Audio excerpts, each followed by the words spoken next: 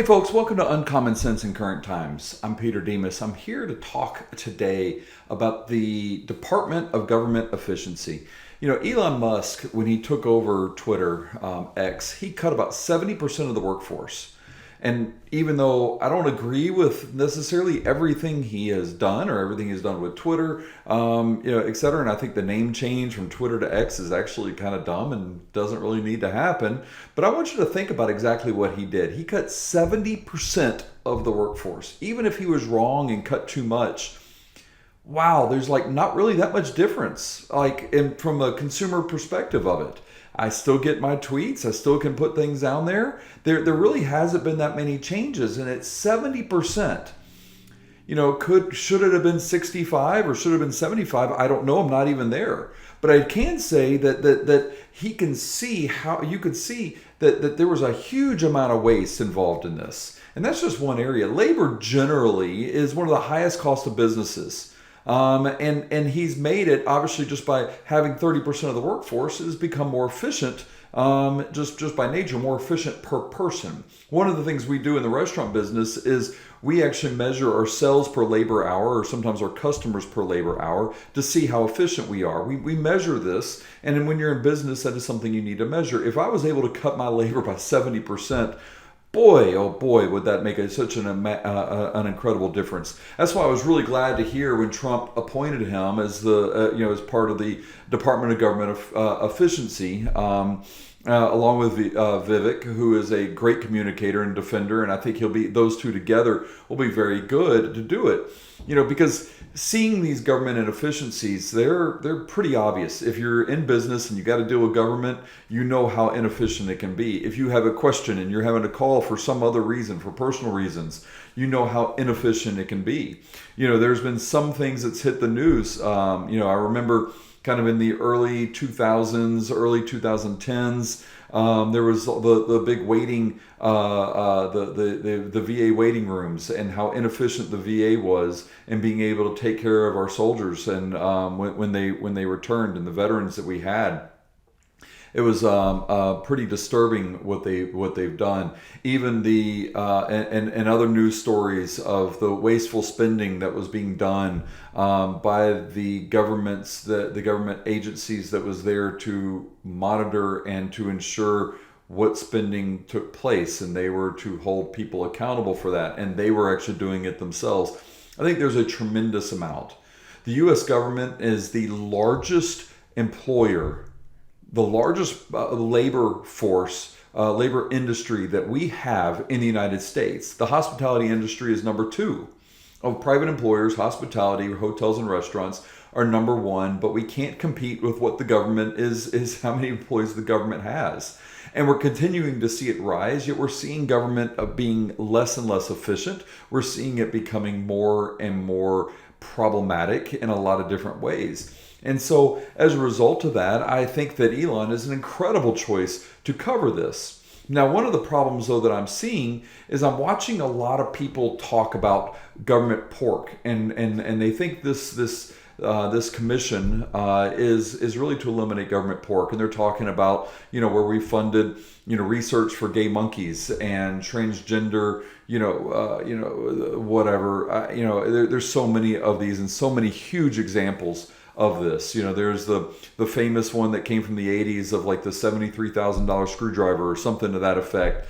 There's always these type of things, and I think if Elon uses this as an opportunity just to slash pork, that's Congress's job. They can do that right now. They don't need somebody like Elon, and there's plenty of evidence out there. I can just do a quick Google search, or probably even even some type of AI search, and find like these wasteful spending practices that Congress can go ahead and eliminate.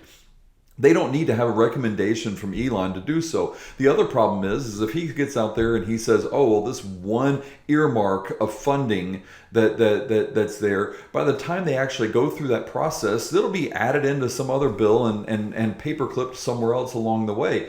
That's not going to be very efficient. And when I look at what the Department of Government Efficiency should be doing, it's actually to make our government more efficient and thereby saves us more money. The same way what he did with Twitter. He eliminated 70% of the jobs and was able to produce the same amount of work. Now, part of the problem is, and I know he experienced this there as well, is you have a mentality of people, and to get rid of people, sometimes it could take up to a year to terminate a federal employee, and that's before appeals.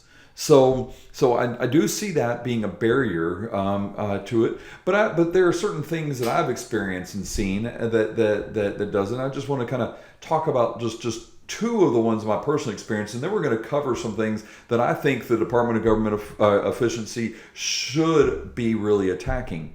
So first of all, earlier this year, maybe toward the end of last year, we paid our payroll taxes, and we got a check from the IRS saying you paid too much of your payroll taxes. We looked it up and we're like, we didn't. We contacted the IRS. They said, no, you paid too much. My controller was calling the IRS on a regular basis, saying, look, we know that this is right. We contacted our payroll company. They tried to contact the IRS. I had to get involved. They wouldn't do anything. I was on hold for hours, trying to get in touch with somebody. Meanwhile, the whole time we're sitting there trying to say, you gave us too much money. And then eventually, and meanwhile, we deposited the check and we're like, okay, look, we're just going to put it into a separate account because we know it wasn't ours. So we put it over there. And after multiple times and sending multiple letters, we finally said, they finally wrote us a letter saying, you can do whatever you want to with this money. They weren't that casual with it, but they could say pretty much you can do whatever you want. It is your money. You overpaid it. It is definitely yours. So, of course, we used it. We spent the money that we needed to spend on it. And then following about 6 months to a year after that, we get a letter from the IRS saying that we shouldn't have spent the money, that we underpaid our payroll taxes. We now have to pay interest and penalties on that money, and now we owe so much more. Well, there's two problems with it. One, we spent the money. This was in a business that wasn't doing well. We spent the money, and we did not replenish the cash with it from there. So that was one problem. Second problem that we had is you got to pay penalties. We were begging them to take their money back, and now all of a sudden we have to pay penalties? What sense does that make? It makes zero sense. But yet that's exactly what happened. Now, we were able to fight it. We had to hire accountants. The accountants had to contact the IRS. They had to do an internal audit on it. They finally figured out, and as long as we just returned the base amount within a certain period of time, then we were okay. We didn't have to pay interest and penalties. The volume of waste, the volume of inefficiency that we got to see in that moment of all the phone calls we had to have to convince them that their mistake was their mistake, then they had to kind of go back on it from the other direction. It is utterly ridiculous that we had to go through this. I've seen something else where just a small thing with the IRS on this, where this would have been probably around in 2008, 2009. I overpaid my taxes throughout the year, and I got a refund check back. Was due a refund. 6 months afterward is when I got my refund check. It took 6 months to do it. Rumor has it at the time they ran out of money and they couldn't afford to pay the refunds, but I don't know what the reason was. It took 6 months. Well, I got 6 months for it, and they were able to pay interest. By the way, they don't pay penalties when they mess up like that. They don't, which I find interesting in the other sense, but that's fine. That's kind of just the way sometimes life happens and the way government works. But then I got for my next year for income, they reported that interest that I received as tax, and then I had, so they had to send out the papers on that. They had to send out the envelope.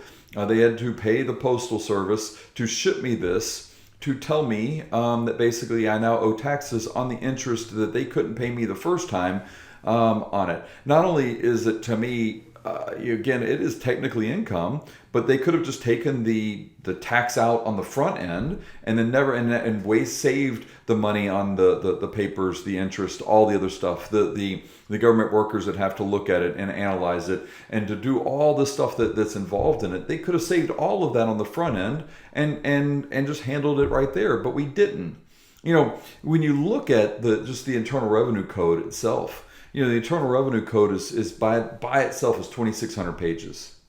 There's over 9,000 pages for regulations, and then there's all these additional guidance, all these other materials, pamphlets, etc. And it's over 70,000 pages that all deal with the taxes on it. You cannot tell me that those employees and all the employees that they have are able to know and understand all 70,000 pages. I doubt that the majority of them don't understand 2,600 pages from the code itself. Just to compare, look at the Civil Rights Act. The Civil Rights Bills of 42 USC Section 1983 is only a few sentences.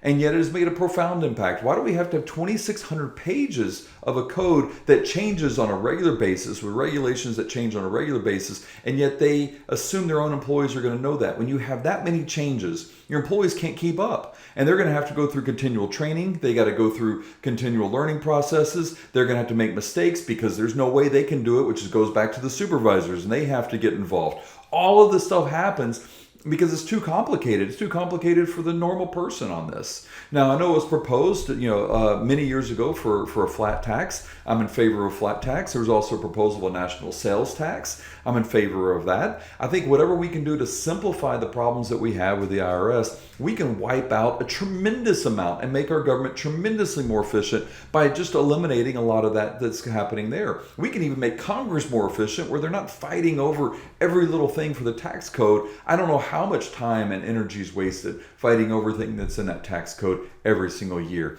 It is absolutely a huge waste, and I hope that Elon addresses these issues, when they're talking about efficiency there. Another area that I see that is just completely inefficient that I've dealt with many times is the EEOC. When I practiced law, we did a lot of employment discrimination.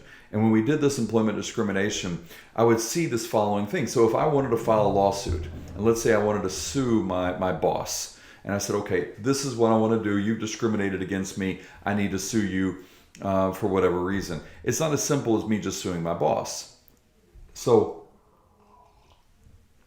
excuse me, my throat's getting a little dry. So if for me to sue anyone for employment discrimination, if I were to sue somebody for a slip and fall, I can actually go to a lawyer and say, hey, this is my case. The lawyer's like, man, you got a really good case. We're going to file a lawsuit. Or I can go to my lawyer and he's going to be like, that's a terrible case. You suffered no damages. There really wasn't a problem. They had a wet floor sign up. I'm not going to take your case. It's really that simple. And either I can go around and find another lawyer that might take it, or I can just not take the case and be like, oh man, that sucks, and just kind of complain about it. But for the EEOC, it's different. If I'm discriminated against, then I have 180 to up to 300 days to file a complaint. And I can file a complaint with the EEOC. Now, at that point in time, I got 10 days for the employer to respond to that. And then after that response, we can go to mediation. But if nothing happens or doesn't get settled in mediation, you got another 180 days after that for the EEOC to respond. The EEOC has two things that can happen after 180 days. They either issue a right to sue letter or a dismissal of notice of rights. The dismissal and notice of rights is basically, we sometimes call it the no right to sue letter. But regardless, in both situations, they're not saying that you have a case. They're just saying that they're not going to take the case. And they're allowing you the ability to sue at that point in time. So then you go to the lawyers and you take the same process as a slip and fall. Now, just so you can kind of understand the numbers here a little bit. Have you ever been stranded with a flat tire in the middle of nowhere? My first semester home from college, I was driving back to college, and that's what happened. I was halfway between two places, a couple miles from the exits, and I had to walk miles in the cold to get to a phone. That's why I would have loved at that point in time to have Air Moto, and that's why I bought it for my wife and kids, especially when they're traveling to remote places. With Air Moto, they don't have to depend on anyone else for help. They don't have to depend on walking or waiting in their car, hoping that nobody comes along while they're waiting for their friends or family to pick them up. This compact, high-quality tool is always ready to go. You can put it right in the glove box, and it can actually inflate all four vehicle tires in a matter of minutes. It's powerful, it's reliable, and it gives my family peace of mind. AirMoto keeps us prepared for all the things that can happen to us with our tires while we're going. It's a great Christmas gift this year, and it'll just help you kind of just feel very comfortable for your wife and family as they travel. So highly encourage you to get it. You can go to airmoto.com, or you can check out the link below in there and click through the link in order to order yours today. There were 70,000 charges filed with the EEOC in 2023. 13,000 were mediated. And 9,100 of those mediations were successful. I'm a big fan of mediation. I think it's a huge a benefit that our states and our federal government is beginning to recognize to help unclog the court system. But regardless, out of 70,000, you had 9,100 that was successful. About 23,000 of the 70,000 charges resulted in court filings.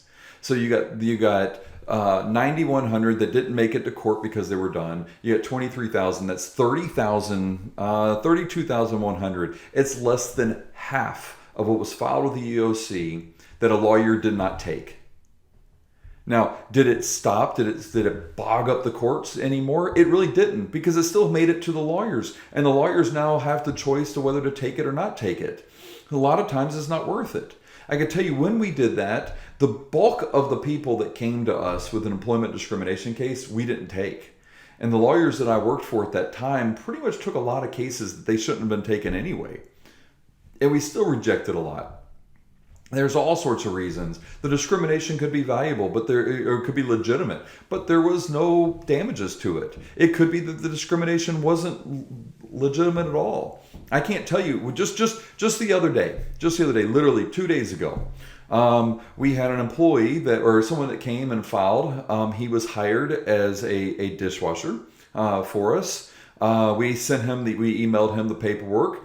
Either he didn't get it, it went to junk, or he didn't understand what to do with it. And he showed up 2 weeks later to say, hey, I'm here to apply for a job. He didn't tell us we had already hired him. We gave him an application. He filled out the wrong part of the application. And so we had to give it back to him and say, no, you don't need to fill out the for office use only. We need you to fill out the application itself. And we gave him that. This time he applied for management. Well, it was very obvious, again, just based off the fact that he didn't understand how the application worked, that we were not going to hire him for management. But we decided we were going to interview him anyway, just at least be courteous and maybe offer him an hourly position. And sometimes, we can see we promote a lot of people from within. So we thought this may be a situation like this. It was doubtful, but we thought we'd give it a shot anyway. In the course of talking with him, he says, oh, no, y'all hired me a couple weeks ago. So we go and look, and we find his application. We find he hadn't done anything. We came back to him and said, yeah, we did. We hired you as a dishwasher. And, we're paying you, it was $15 an hour. No, it was $14 an hour that we're paying you to be a dishwasher for us. And he then he started telling us that we discriminated against him because of the color of his skin. He said that the reason why we were trying to push him into a dishwasher instead of a front of the house manager was because of that purpose. And of course, we're going to hear from his lawyer. Incidentally, I can't tell you how many hourly employees that I have that claim they have lawyers on retainers. You're going to hear from my lawyer. Like, there's somebody that happens all the time. But nevertheless, even if he were to do it, he couldn't just go to his lawyer and sue us directly. He would have to go to the EEOC, go through this process. Now, this is a situation that's happened. I've kind of remembered it because it's fresh. It's a couple days ago. But now all of a sudden we're looking at the fact that he has 6 months to a year in order to file this complaint with the EEOC. Then I got 10 days to respond. I got to research, find the situation. And if I didn't happen to be there to write it down and file the notes, and it just happened to be somebody else that doesn't understand that process, a brand new manager who may miss the process, we wouldn't even know how to respond. We would have to find out about it. We'd have to go through this entire process. The EEOC would review everything, and then eventually the EEOC would issue either, again, the right to sue or the no right to sue letter. And when that would happen, then they would go to an attorney, and the attorney would be like, there's no way I'm going to take this case. No one in their right mind would take a case like this. And even at best, the attorney might reach out to us and send us a letter saying, hey, this is what's going on. We'd like to respond before we take it. We would tell him our side of the story if we could know what the side was. And he's going to be like, it's not worth his time and energy to fight a case like this, that he would know that there would be no possible way that he would win that case. So now some people say, okay, well, the EEOC is valuable because it goes through a mediation process. Well, that was a 13% efficiency. 13% actually was successful mediation. But if you really believe this, and again, I believe in mediation, then make it mandatory after discovery of the court system to go through mediation. Make it a mandatory process of it. it is not something that we have to have a government agency involved before it goes to the federal court system. We don't have to have that in this situation. It is a huge waste of our taxpayers' dollars. It is a waste of our systems. And again, it is very inefficient to be able to do so. And then from an employer's perspective, when it comes to employees, there's so many different agencies we have to deal with, and they don't always agree. They don't always understand like where they all fall. I mean, just take, for example, the number of full-time employees we have. I mean, because there's so many laws that are out there that are based on the number of full-time employees you have. For example, overtime, what they define full-time is one thing. What somebody else defines as full-time is completely separate for health, for the ACA, for Obamacare. But here's just an example of just a summary of just a few of these things of what full-time is. The IRS says 30 hours a week is full-time, or not only just 30 hours a week. It could be 130 hours a month. And then in which case, again, then you're considered to be a full-time employee. The Department of Labor, has the benefits and wage compliance. They have a completely different standard of what full-time is, and there's 40 hours a week there. OPM for federal employees, it's 40 hours a week. For federal employee benefits. The SBA for loan program eligibility is 30 hours a week. The Department of Education says it's 30 hours a week for it. Bureau of Labor Statistics defines full-time employee as 35 hours a week. Bureau of Labor Statistics and Department of Labor don't even agree. FMLA, it's 1,250 hours a year before you can get leave eligibility. For us just to figure out what a full-time employee is terrible. And that's from an employer's perspective dealing with the government on this. As a result, do you know how many mistakes it has to be made where we're sending in the wrong information, not knowing what qualifies, what doesn't qualify, what doesn't, and then it triggers more problems and triggers them having to do more investigations and do things with it from there. So, I mean, we see this constantly. There was a joke a while back about, every time the government shuts down, hey, that's actually when we are the most, we're the most efficient. It actually works best when the government shuts down. Now, it probably worked best for Bill Clinton and Monica Lewinsky when the government shut down, but that's a whole different conversation, a whole different story. But what about the waste when government shuts down? I mean, here's the thing. It's so funny. Like, I was looking up one time when we had one of the government shut down, and I was about to give a speech somewhere, and I was looking up census data on something, and all the websites were turned off. You couldn't access it. They literally, instead of just leaving it up and just letting it just kind of run on its own, they had to go in, turn it off, put up a landing page basically saying you're not allowed to access data that was from 20 years ago because that they're shut down. It's not like you got some guy in the back, riding a bicycle or typing in information out himself. It's not like that's happening with it. Now, I don't understand exactly how websites work. Maybe there's something a little bit more complex than that. But really, we had to spend money to basically tell people there's a government shutdown, so we couldn't get data that was accessed 20 years ago online. That I was able to probably find it somewhere else. I don't remember how it was, but I gave my speech, so I'm assuming I did. But then the other thing is what happens when the government shuts down? We save some money, right? We don't pay the people. Again, labor is one of the biggest costs that we have. So we don't pay people when there's a government shutdown. That's not true either. When they return, they get their money back. So they get their money for not working during that time. So yeah, they kind of have to go through a process where they're not getting paid every month, every week.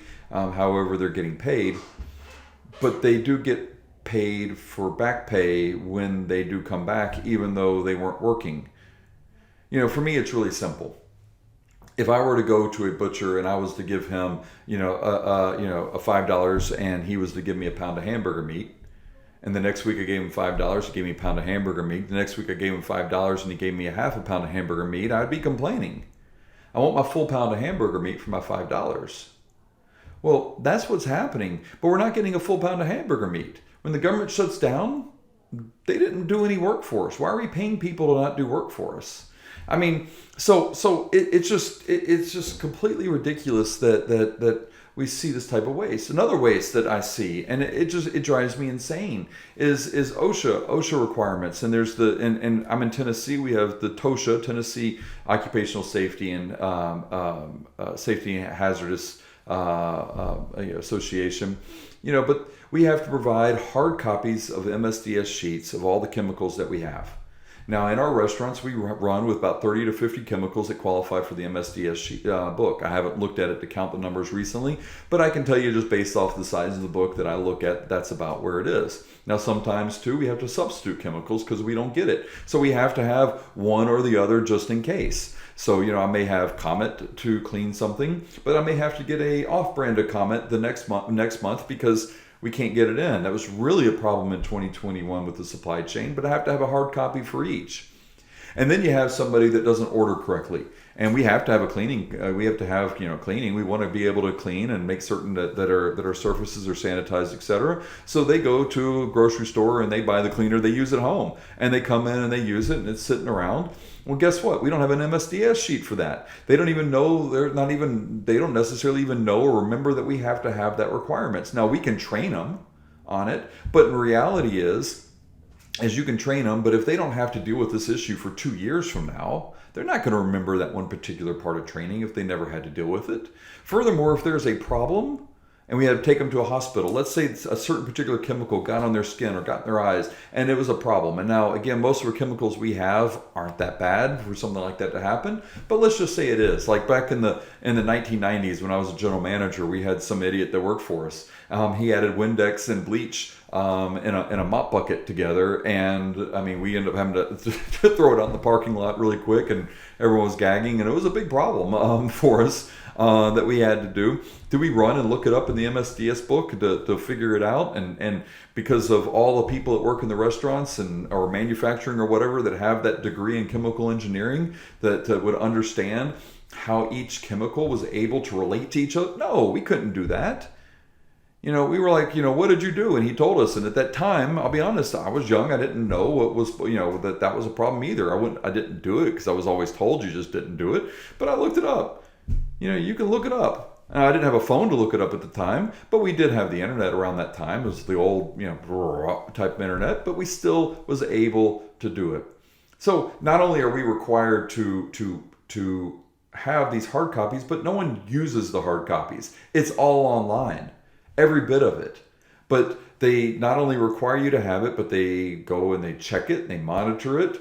It is a hugely inefficient and unnecessary when they can do something else about it. Here's the thing that can make it even more simple. Even if they required, even if they required a little QR code to be able to scan on each of them that would take you to the OSHA page for it if they wanted to do that.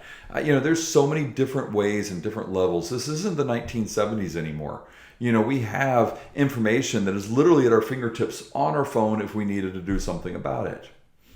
And then they say, okay, we have to have safety posters and mandatory notices. We have to display the OSHA safety posters in a The Demas' family has been in the restaurant business for many generations. We have been serving people in the Middle Tennessee market for 34 years. Try our spaghetti kits, our pot roast, which we slow cook for 4 hours, or our world-famous baked chicken and rice soup, which many locals have dubbed Greek penicillin for when you feel under the weather. We make our food fresh, and upon placing our order with us, we freeze the order and send it to your house. Demas' is more than a business. 5 generations of restaurant operators have taught us many things about food, but more importantly, we have recognized that we don't sell food. We sell the experience of bringing people and families together, which our country desperately needs. So go to demasfamilykitchen.com and share in this journey today. And for right now, use the code UNCOMMON to get 10% off of your order. That's demasfamilykitchen.com. Conspicuous location. Now, here's the problem. Everybody requires us to put all these different posters up, both state and federal levels. And you get this entire wall of posters. No one's looking at it. And by the way, because there's so many of them and you don't have the space on your walls to be able to do something like it, you have to buy the big massive poster that includes most of the stuff that you have in addition to others that are around. And the font's like 10-point font and it's in conspicuous location. But unless I either have a ladder or I'm really, really short, I'm not going to see the top and bottom ones, and I can't read it unless I get onto it to look at it from there. I mean, and there's a redundancy on this too. And again, most people, if they want to know this information, it's at their fingertips. They can look it up online. They can literally speak it into Google, and Google can direct them to the right page on it. It's ridiculous with what we have to post. Our industry, in the restaurant industry, is much less than others. I mean, even in our office, not inside the restaurant, which has to have more. These are the posters that we had. And I looked this up right before we came up here. But we have to have this. We have to have the occupational safety and health protection, saying that you have a right to a safe and healthy workplace. Place. That's both. We have one for Tennessee. We have one for the U.S. government that has to be on the same poster, by the way, that says the exact same thing. Just one says Tennessee, one says United States.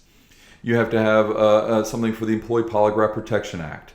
You have to have something that says you have the right to work for Tennessee. You have to have an anti-discrimination notice. You have to have a federal minimum wage notice. You have to have something that Tennessee prohibits discrimination.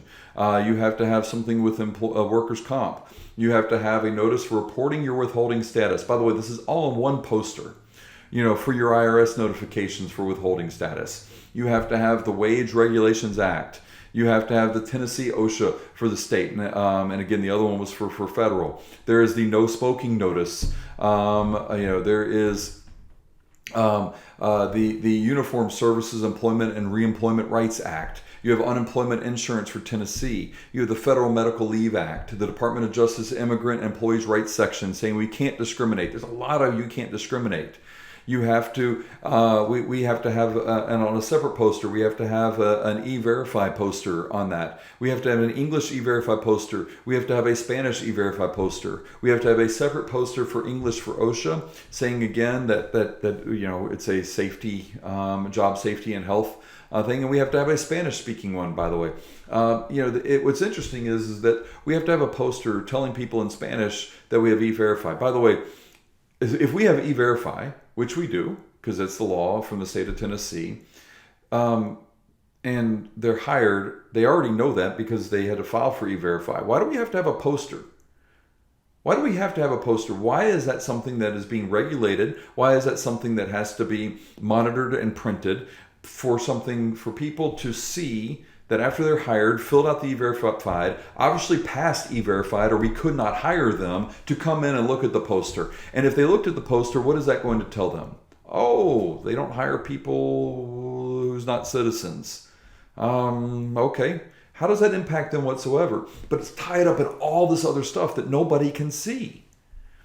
I mean, you see this redundancy, and then you add the additional redundancy between federal and state. I just talked about with OSHA. Employers in states with OSHA-approved state plans have to report workplace safety incidents, both the state and federal programs. It just creates all this administrative burdens that's not necessary, that's needed to be happening. We have to file injury and illness records with OSHA. Also have to file it to the Bureau of Labor Statistics for statistical surveys, both of which are under the Department of Labor. So why can't we just file one and have OSHA and Bureau of Labor Statistics pull the information directly from there? But you have to file it in both places. The Department of Labor is also terrible. I mean, it's absolutely terrible. We have to report payroll information to comply with the Fair Labor Standards Act. Basically saying that we are not violating minimum wage standard. By the way, if we were intentionally violating minimum wage standards, we will intentionally misreport payroll information. So I think that's kind of ridiculous in and of itself. Now, again, it's something that we're very particular about, that we aren't going to do that. And we process everything through a payroll company who's going to fix the problems even if we do mess it up. But we also not only have to report that payroll information for the Department of Labor for the Fair Labor Standards Act, we also got to report it for tax purposes to the IRS. We have to have a lot of duplicate reporting for that. Then you got employee benefits there. When we're talking about employee benefits and retirement plans, You have, the Employee Benefit Security Administration, the Internal Revenue Service, again with the ACA. There's a Pension Benefit Guarantee Corporation. We have to file all sorts of different plans and different things with it. Every time that we have to look at anything that we're doing from insurance, we got to see, where does it comply? How does it comply with federal law and with Obamacare? Is it affordable? Is it not affordable? And then you got to try to find that research on that. Now the government I'm certain is there to help, because the ACA law is 9,000 pages, the law itself, and it has over 20,000 more pages of regulations, and you can't hold them number down. You're not going to be able to pin that number down, the regulations, because it changes all the time. So how are agencies like the Department of Labor, IRS, the EBSA, etc., how are they keeping up with it? Now, ignorance of the law is not an excuse for us. So you're telling me that I have to memorize 9,000 pages, or 29,000 pages, that plus or minus, because it changes. I got to keep up with it on a regular basis. And by the way, that I'm trusting these government employees that are telling me, who can't even tell me whether or not they made a mistake and that they should get the money back after multiple conversations, that they're going to memorize and understand every single one of these. That's not happening. It's not. There's an inefficiency there. People can enforce what they know and what they understand. If they can't, they're not going to be able to enforce it. And then you find one random person who sees one little thing, and either they take it out of context or was supposed to be there all along and nobody knew it, and then they'll start enforcing it. That creates other problems for other parts of the other departments, other agencies that might be around. Even I remember when we built our office, and this office is a home that was built in the late 1800s, and you get a tax credit if you remodel you remodel a historic home. But the city was telling me that I had to be ADA compliant on the light or on door handles and door fixtures. But the federal government was telling me that I can't change it. If I changed it, I don't get my federal tax credit. It was a 20% tax credit on the build out of this on this remodel. What am I to do? For me, I chose the bigger bully, which is the United States. If I'm going to have to pick a bully on a playground to fight, that's what I'm going to do. When it comes to other parts of reporting that's just, again, redundant. That when there's affirmative action or equal opportunity reporting, like EEO1 reports, etc. There's the Office of Federal Contract Compliance programs. There's the EEOC. If you're a federal contractor, you have to submit a lot of this stuff. The EEO1 report, you submit to the EEOC, which includes workplace demographics, but you have similar data in affirmative action plans. You have all the stuff that you're having to report in different areas in different ways, and a lot of that too, by the way, the reporting of it, it's really simple. It's just the determination of how many full-time employees you have, because that's really simple. Because as I described above, we don't even know what full-time employment means. It depends on where it works, where it's how it all falls down.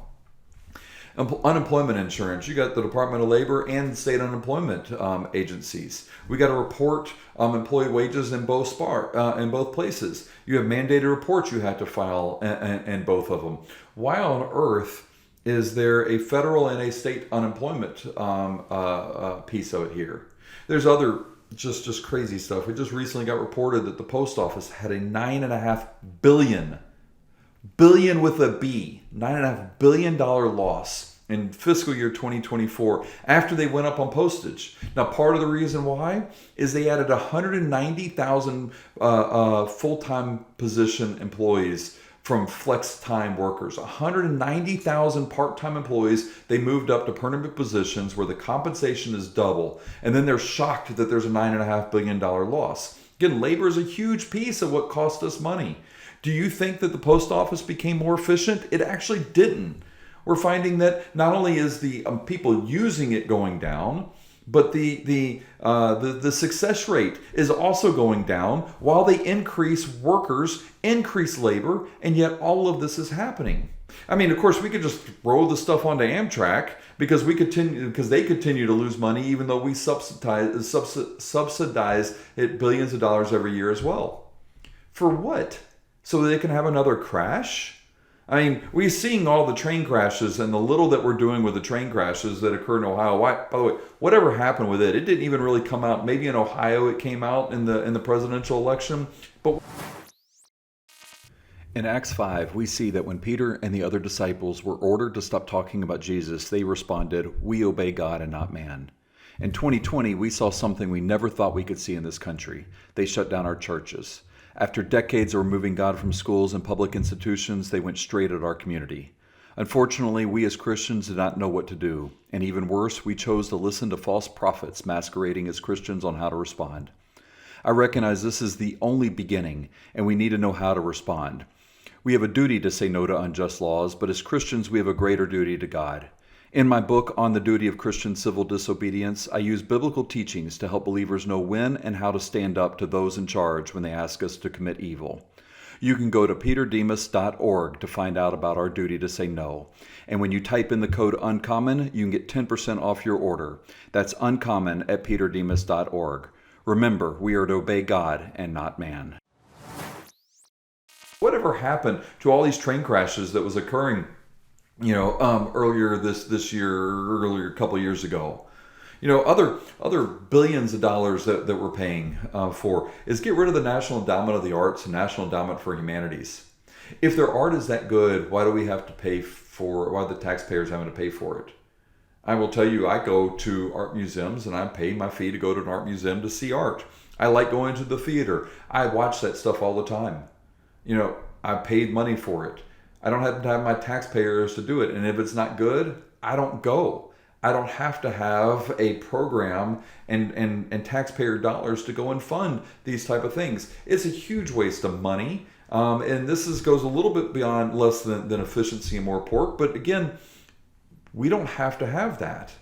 The EPA, I don't have to deal with the EPA very much. We don't deal with a lot of manufacturing and industrial problems. A lot of the people that I work with, a lot of vendors I deal with do, and it's a constant complaint with it. And I can't remember exactly with it, but there is something that I just recently found out about, and I think it's funny, and so that I thought would be just appropriate here. I don't have firsthand knowledge of it, but this is what I read. The EPA has a clean bus program.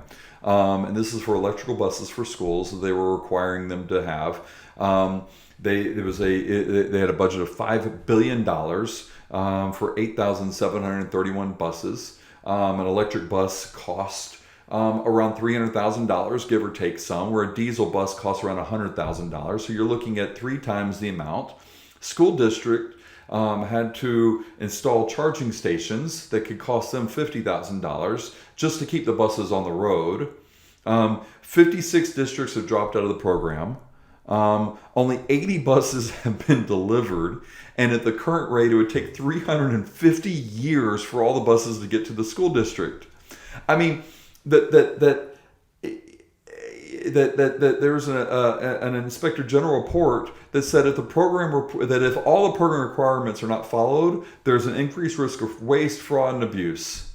Yet the EPA administrator continues to push for more schools to follow this program. Between 1995 and 2021, we gave $477 billion in sugar subsidies. Why would we tell people not to grow sugar when we're experiencing health risks, higher rates of obesity, higher rates of gout, higher rates of liver damage, where we're replacing all this other stuff by substituting sugar with high fructose corn syrup? We can actually pay people to grow sugar instead of not grow sugar, and hopefully be able to substitute real sugar that our body is easier to process, and maybe cut down on some of the diabetes that we have that also creates additional problems from there. It is utterly ridiculous the amount of waste we have. Medicare, the improper payments that we've made in Medicare cost us $25 billion in 5 years. $25 billion.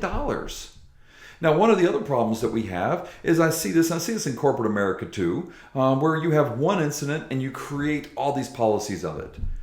For example, in my business, we had an employee one time, and I'm not lying on this, they literally brought in a bag of dead kittens, set it on the bar in a middle lunch rush, and tried to revive the cats on the bar. Of course, we had to get her out and can't make this stuff up.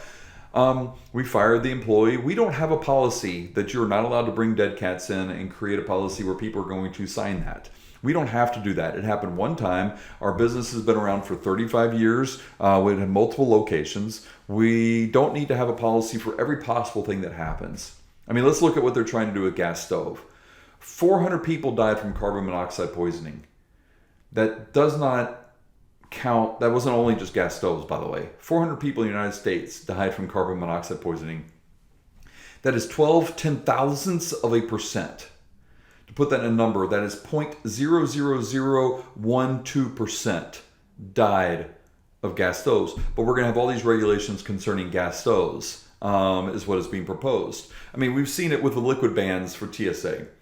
In 2006, they foiled a plot involving liquid explosives. And so they said, you can't have, liquids that are over 3 ounces, 3.5 ounces. Well, first of all, it only happened one time where someone did it. We stopped them from doing it. We have greater technology to determine that. But let's just say that's the case. I can bring in, multiple 3-ounce bottles of something. Go to the convenience store right on the other side of TSA, dump the bottle of water out, pour them into one bottle of water, and guess what? Now I have a 12, 16-ounce bottle of whatever it was I was trying to bring in to begin with.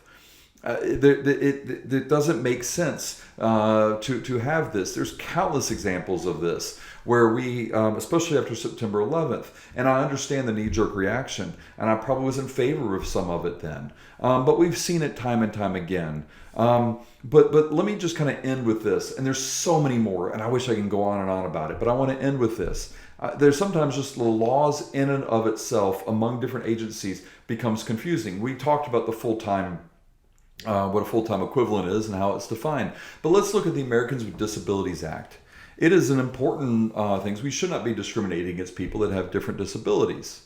But this is who regulates it, and on it, there's the U.S. Department of Justice. The Department of Justice investigates a lot of it. They also offer a mediation program. There's the EEOC. There's the Department of Transportation. They handle complaints related to the transit systems. There's the Department of Education. They handle different things concerning the accessibility of educational. There's the Department of Health and Human Services. They look at discrimination in the healthcare services for that. There's the Federal Communications Commission to ensure that there's closed captioning, that there's the telecommunications relay services, et cetera. Now, the FCC used to actually try to enforce things that were considered to be really bad on TV. They don't seem to care about that, but it's really important that we can watch that bad stuff in closed captioning now, and that's a lot more important.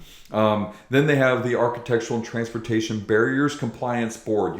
That's a government agency when you have that many syllables in something, but that's the access board from there.